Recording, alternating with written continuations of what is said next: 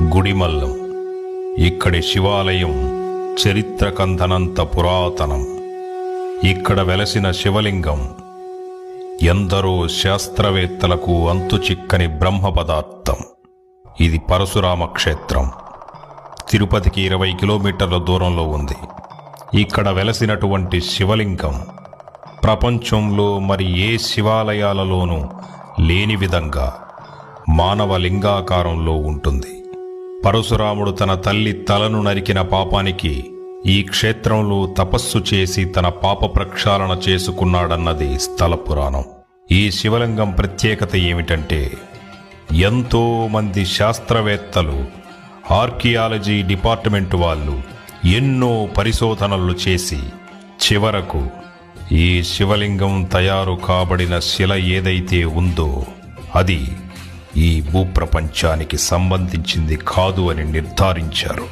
ఈ ఆలయం అన్ని శివాలయాల్లాగా ఉండదు.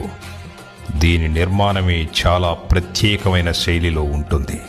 ఇందులోని శిల్ప సంపద అద్భుతంగా జీవం ఉట్టిపడుతూ ఉంటుంది. ఈ క్షేత్రం చుట్టుపక్కల ఎన్నో మానవాతీత సంఘటనలు జరిగినట్లుగా స్థానికులు చెబుతూ ఉంటారు. ఈ క్షేత్రం ఎన్నో అద్భుత విశేషాలకు నిలయం.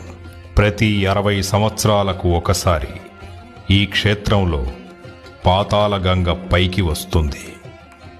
ఆ గంగ ఎక్కడి నుంచి వస్తుందో, మళ్ళీ ఎక్కడికి వెళుతుందో ఇంతవరకు ఏ శాస్త్రవేత్త కూడా చెప్పలేకపోతున్నారు.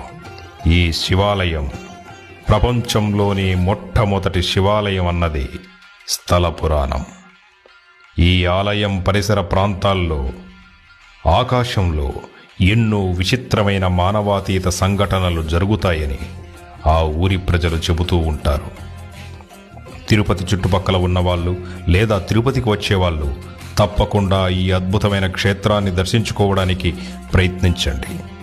మీకు జీవితంలో ఎంతో అద్భుతమైన అనుభూతిని, మానసిక ప్రశాంతతని ఈ క్షేత్రం అందిస్తుందన్న దాంట్లో ఎటువంటి సందేహమూ లేదు. ఓం నమః శివాయ.